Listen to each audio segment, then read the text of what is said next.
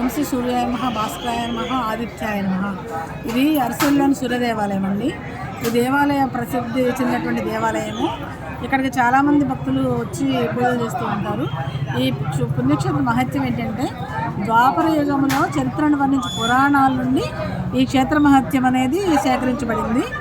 ఈ పూర్వకాలంలో ఈ పరిసర ప్రాంతాల్లో విచ్చేసినటువంటి బలరాముడు ఈ ప్రాంతంలో కరువు కాటకాలను చూసి ఆ ప్రజలు ప్రార్థిస్తారు. బలరాముడిని ప్రార్థించినప్పుడు ఆ బలరాముడు ఏం చేస్తాడంటే, ఈ పద్మపురిలో నివసిస్తూ ఉన్నప్పుడు తన నాగలతో అక్కడ గుచ్చుతాడు. ఆ గుచ్చినప్పుడు అక్కడ ఒక నాగావళి నది ఏర్పడుతుంది.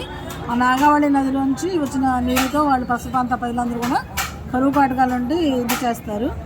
అప్పుడే ఆ నాగావళి నది నుంచి ఆ నదీ తీరంలో అది శివలింగాన్ని బలరాముడు ప్రతిష్ఠిస్తాడు. అప్పుడే ఈ శ్రీకాకుళంలో శ్రీ ఉమారుద్ర కోటేశ్వర స్వామిని దర్శిస్తాడు బలరాముడు. సో ఆ వింతను చూడడానికి దేవలోకంలో ఉన్న దేవతలందరూ కూడా వస్తారు. ఈ దర్శనం చేసుకుని ఉమారుద్ర కోటేశ్వర స్వామి దర్శనం చేసుకొని వీళ్ళందరూ కూడా ఏం చేస్తారంటే ఉమామహేశ్వర స్వామిని దర్శించుకుంటారు. అయితే ఇంద్రుడు ఏం చేస్తాడంటే ఆ సమయంలో రాకుండా అర్ధరాత్రి సమయంలో వస్తాడు. అప్పుడు నందీశ్వరుడు బృహదీశ్వరుడు అడ్డుకుంటారు. ఇది ఉమా కోటేశ్వర స్వామి గారు ఏకాంత సమయం ఇప్పుడు రాకూడదని. అయినా కూడా ఇంద్రుడు వినకుండా నందీశ్వరుడు తోసేసి లోపలడానికి ప్రయత్నిస్తాడు. ఆ టైంలో ఈ నందీశ్వరుడు తన కొమ్ములతో ఇంద్రుడిని ఇలా పక్కా జరుపుతాడు. అప్పుడు తూర్పు వైపున పడ్డ ఇంద్రుడు అలా స్పృహతింపు కోల్పోతాడు. అప్పుడు ఆయన స్వప్నంలో కనిపిస్తాడు. స్వప్నంలో సూర్యదేవుడు కనపడి, నీకు ఈ బాధలన్నీ తొలగాలంటే నువ్వు నీ వజ్రాయుధంతో త్రొవ్వు, అక్కడ త్రొవ్వితే నా సూర్యనారాయణమూర్తి యొక్క విగ్రహం లభిస్తుంది, దాన్ని ప్రతిష్ఠించు, అప్పుడు నీకున్నటువంటి బాధలన్నీ పోతాయని తెలియజేస్తాడు. అప్పుడు ఇంద్రుడు ఏం చేస్తాడంటే తన స్వప్నంలో కనిపించినటువంటి చోట త్రవ్వుతాడు. తన ఆయుధంతో త్రవ్వితే అక్కడ వెంటనే సూర్యనారాయణమూర్తి కనపడతాడు. ఆయన ఇంద్రుడు ప్రతిష్ఠిస్తాడు అనమాట. ఈ ఇంద్రుడు అంతా ఆమె ఉత్సాహంతో ప్రతిష్ఠిస్తాడు కాబట్టి ఇది మనకి ఇంద్ర పుష్కరిణిగా పేరు ప్రఖ్యాతి ప్రసిద్ధి చెందింది. ఇంద్ర పుష్కరిణిగా. అయితే ఈ స్వామివారి మూలంలో కనపడతాయి. ఇదేంటంటే మనకి ఇంద్ర పుష్కరిణి ప్రసిద్ధి చెందింది. ఈ మూలమూర్తి అందు 7 గుర్రములతో కూడిన రథం, అంటే 7 గుర్రాలు అన్నమాట.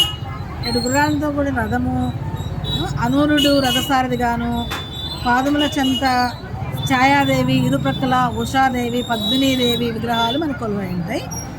అయితే ఈ శ్రీమారుడు, శ్రీపింగళుడు అని 2 ద్వారపాలకులు ఉంటారు. శ్రీ స్వామివారి పైభాగమున సనక సునందన మహామునులు చక్రము చామరి చేతపట్టుకుని స్వామిని సేవిస్తూ ఉంటారు. ఈ స్వామి 2 అభయహస్తములతో 2 పద్మములని పట్టుకొని మనకు దర్శనమిస్తాడు. 7 గుర్రాలు కనపడతాయి ఈ స్వామివారికి.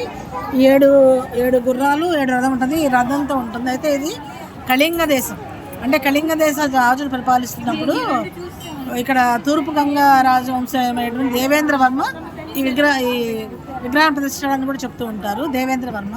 ఈ దేవేంద్ర వర్మ తర్వాత వచ్చినటువంటి వాళ్ళందరూ కూడా, అంటే దేవేంద్ర వర్మ యొక్క వారసులైనటువంటి 1వ దేవేంద్ర వర్మ దీన్ని దానం ఇస్తాడు. అయితే ఇది ఎక్కువ ఇక్కడ దీనికి అరసవల్లి అనే పేరు వచ్చింది. యాక్చువల్ అయితే ఇక్కడ సకల రోగాలు పోయి మంచి ఆరోగ్యవంతులు అవుతారు కాబట్టి చాలా చక్కగా ఆనందంగా వెళ్తూ ఉంటారు కాబట్టి దీనికి అరసవల్లి అనే పేరుని అరసవల్లిగా ప్రసిద్ధి చెందింది. ఇలా అరసవల్లి అనే గ్రామంలో ఈ సూర్యభగవానుడు కొలువై ఉన్నాడు.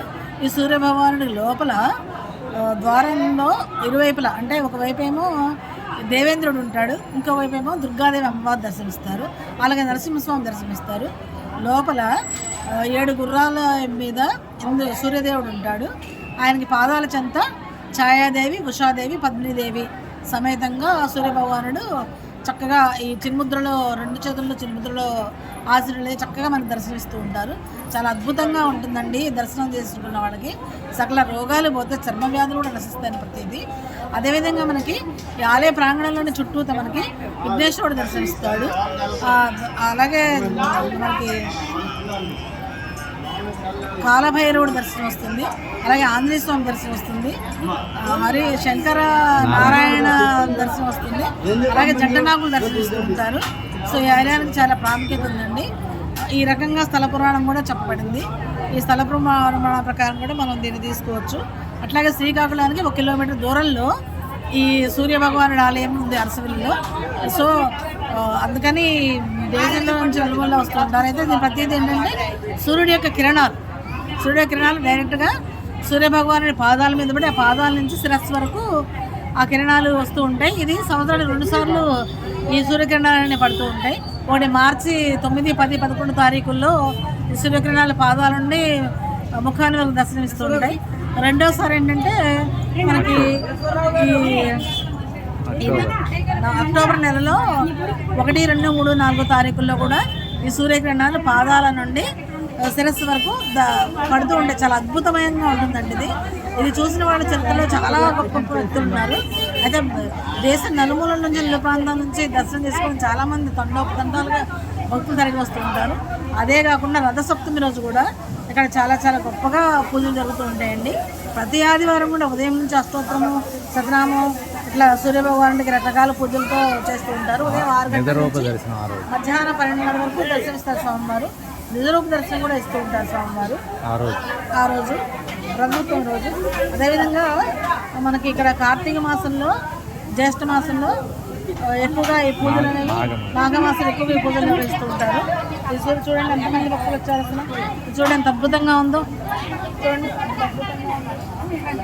స్వామి ఇక్కడ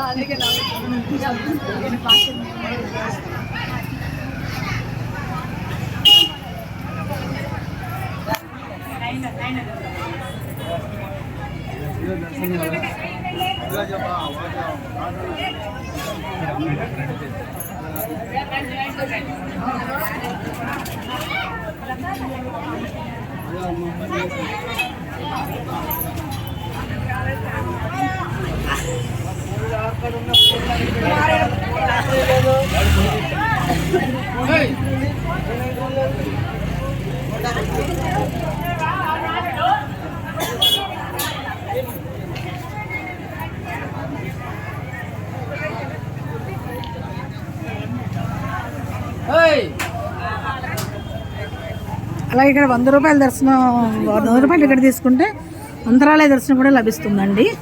ఇది స్థల పురాణం అండి.